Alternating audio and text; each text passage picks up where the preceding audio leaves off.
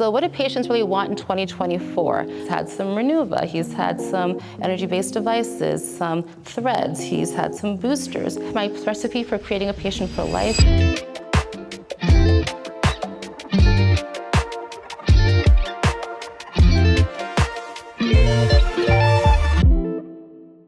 Hi, I'm Dr. Jessie Cheung. If you don't know who I am a dermatologist out of suburban Chicago in New York City. I'm going to present a talk I did at Vegas Cosmetic Surgery 2024, one of the biggest conferences in North America. And it's all about biostimulators and the hottest ingredients to make your skin younger and healthier over time.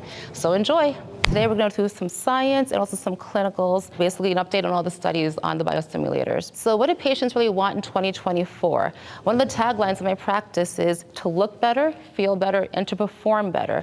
We know that patients want to avoid that facial overfilled syndrome. They want natural results. And since the COVID pandemic, when everyone was locked down, they couldn't get into our offices for their regular neuromodulators and fillers. Patients are now looking for more long-lasting solutions to look better and also for wellness. So regenerative aesthetics is really treatments aimed at recapturing the structure and the function of the body. And so we know for the skin, what happens with aging is we're degrading the extracellular matrix. The fibroblasts are slowing down the quality, the quantity, and their activity. And it's a negative feedback cycle. As that aging continues, less fibroblast activity, less ECM further decreases the activity of the fibroblasts. So we start to get the thinning of the skin, the wrinkling, the fat loss. So we know that the treatments we're trying to do for the skin are basically aiming to maintain the fibroblast activity and maintain the extracellular matrix. So we're increasing collagen production by keeping the fibroblasts healthy, while also halting the degradation and also turning on some gene expression. So an ideal filler or biostimulator would, number one, act as a scaffold for your fibroblasts to keep them nice and stretched to activate them. Number two, induce the cell biomaterial interactions for the restoration and the function of that ECM and be biocompatible, biodegradable, and immunologically inert. So we know that as a dermatologist, we know your skin reflects your health. And we can't really successfully treat all extrinsic aging with just external treatments. We're doing fillers and implants to reproduce the loss of bone and muscle and soft tissue. So that's gonna keep on going on as we age, and we're still losing that internal structure of our body. So some of the phenotypic features of aging, our patients are sinking and sagging. We're losing our bones. So we're losing our lean muscle mass. Everything's deflating. We're seeing changes, increasing visceral fat, decreasing subcutaneous fat, and thinning our skin. And all the things we're doing in our offices are to fight these phenotypic features of aging. So my approach is more of an inside-out approach. I try to focus on the internal health to slow down these phenotypic changes from occurring. And what is that? That's a lot of hormone replacement therapy, peptide therapy. I increase my patients' performance with adaptogens, sirtuins to turn on the longevity genes, neutropes for performance, and senolytics for senescent cells.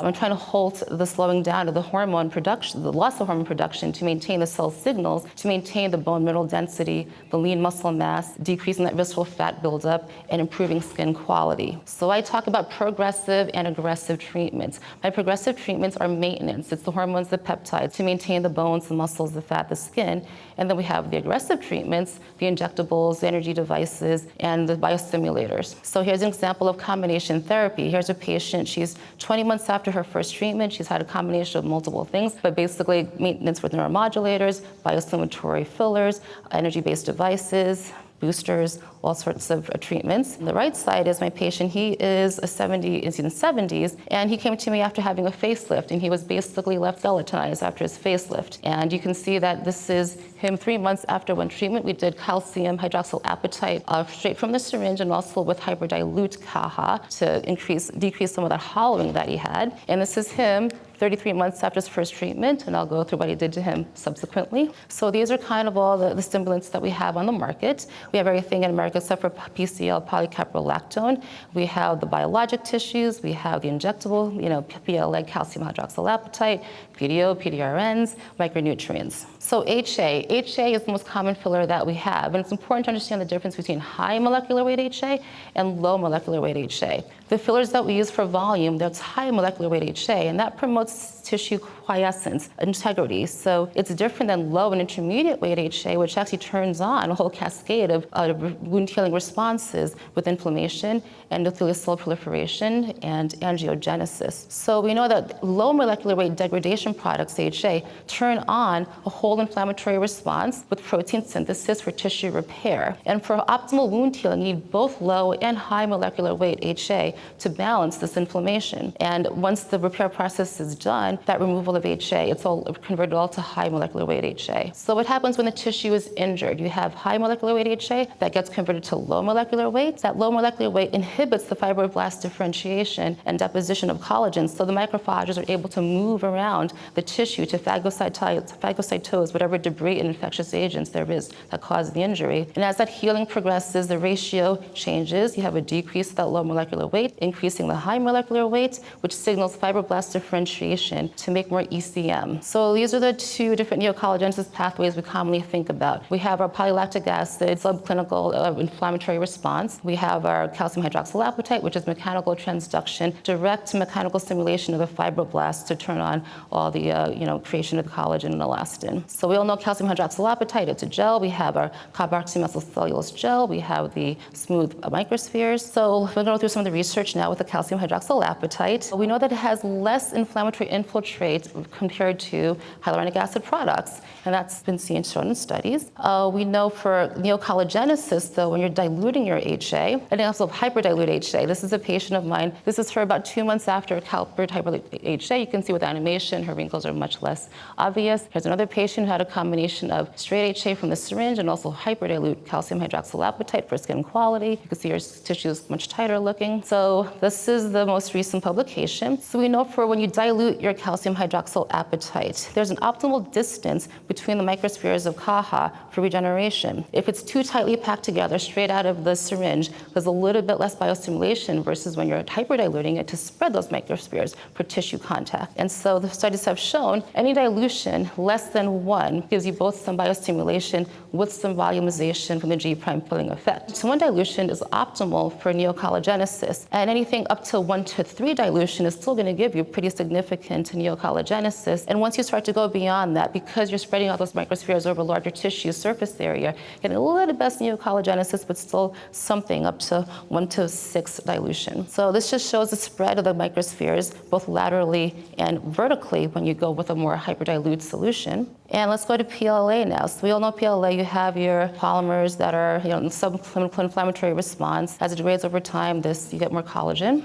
And so most recent poster that came out back in February at AMWC, they did a gene study on polylactic acid injected into nasolabial folds, and they quantified the RNA expression. And what it showed was basically turning on some stem cell differentiation pathways, some elastin genes also. We're waiting for the publication, but there are some histochemistry studies to show that there's increase in elastin, which we all know will happen, and also the collagen. And this is an example of a patient with hyperdilute polylactic acid. So this is prior and after injection. You could see the improvements in skin quality. So PDO, this is what we put in thread lifting. We also have a liquid PDO nowadays that you can put into the skin. And we know what that is. We've been using this for years in surgery. It's degraded by simple hydrolysis. We see increase in fibroblast activity, increase in capillary volume to feed that new tissue. So polydeoxyribonucleotides is the hottest thing now in biostimulators. This is salmon sperm DNA. This is low molecular weight DNA. It's been shown to have three main properties. Number 1, anti-inflammatory properties. Number 2, a volumizing property from a deep hydration effect in the skin. And number 3, a neocollagenesis effect. So what's interesting is they did some studies to show that it actually has quite a few roles cosmetically in the skin by number 1, inhibiting melanin synthesis, so helping with the pigment issues of your patients, promoting angiogenesis by upregulating VEGF, inhibiting collagen and elastin breakdown, so increasing the synthesis of these ECM molecules. And because we're giving the purine and pyrimidine rings for your DNA repair and synthesis, we're getting this increase in cell proliferation, faster wound healing is shown. So what's interesting, there's quite a few studies in literature, not just in cosmetics, but in the bone world. So they're seeing that there's improvements with osteoporosis, bone regeneration, ulcers. So there's going to be a lot of applications for these PDRNs over time, but it's really exciting in the cosmetic world. So incorporating skin boosters, this is the clinical part now. So there's many delivery systems for these skin boosters. You could always inject them with a needle. Problem with that is bruising, swelling, pain. We like to use microchanneling devices, microneedling healing devices. We have a dermal electroporation device. There's cryogenic device you can use, and there's a couple different thermal heat energy devices in our practice we like to use. So let's talk about dermal electroporation. There's a lot of buzz about this in the meeting, right? So this is using electricity to open your cell membranes to let these particles get into your skin. Anything up to about 2,000 kilodalton size can get through your skin, up to about 2 to even up to 4 millimeters. They're doing studies now for that.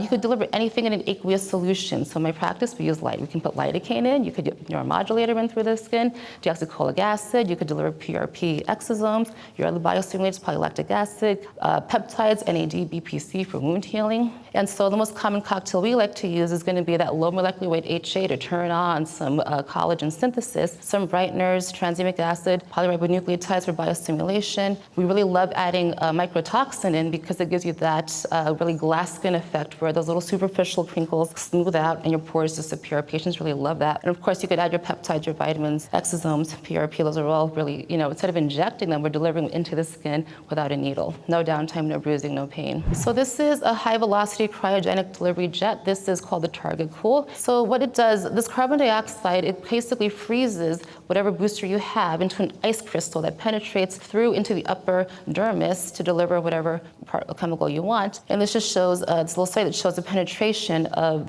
whatever you're delivering. So there's a synergistic effect from this plus microneedling. You get even more penetration, deeper, and greater delivery of your particles. The benefits of using our cryogen device is it has a carboxytherapy effect. So what that does is decreases inflammation, turns on angiogenesis, improving circulation to deliver these nutrients and oxygen to the tissues, and also it actually kind of cools the skin down. So if you do this after a laser procedure, you're actually delivering whatever wound healing agents like exosomes into the skin, but also cooling the skin down, keeping the patients happier. So here is an example of some skin booster before and afters. This is 4 weeks after single treatment with a microroller infusion. So this patient had some low molecular weight HA plus some brighteners. This is no filler, no threads, no laser. You could see that increase in volumization in her skin and improvements in skin quality over time. This is what it looks like. Basically, you're just rolling these little needles into the skin and it delivers whatever booster right through that same channel. And this is immediately after infusion. Looks very normal. There's no downtime with this procedure. Here's another example of skin boosters with heat delivery. This was radiofrequency microneedling, multiple little boosters, low molecular weight HA, brighteners, PDRNs. And you can see here her skin's much firmer and smoother. The area under her eyes is it's interesting. It's a pretty marked improvement after 4 weeks. So this is what it looks like. With this device, you can get right up to the edge of the lash line over here. And you just apply these boosters topically after you make those holes in the skin. This is another skin boosters with heat with a Tixel device. It's like a heat stamp into the skin that opens the channels. Same a little recipe of low molecular weight HA plus brighteners plus polyribonucleotides. Hard to see from this picture, but the improvement in pigment is quite remarkable and her skin's much smoother. So this is one of my favorite techniques. We're combining biostimulators. So I like to use hyperlate radius, CAHA, or PLLA, and I like to add that low molecular weight HA plus the brighteners plus the polyribonucleotides. There's synthetic exosomes on the market now that you can put into the skin. So in summary, my recipe for creating a patient for life, I say give your patients what they want, but also give them what you think they need. I like to work on their internal health and also their skin quality. That is true regenerative aesthetics. Thank you very much.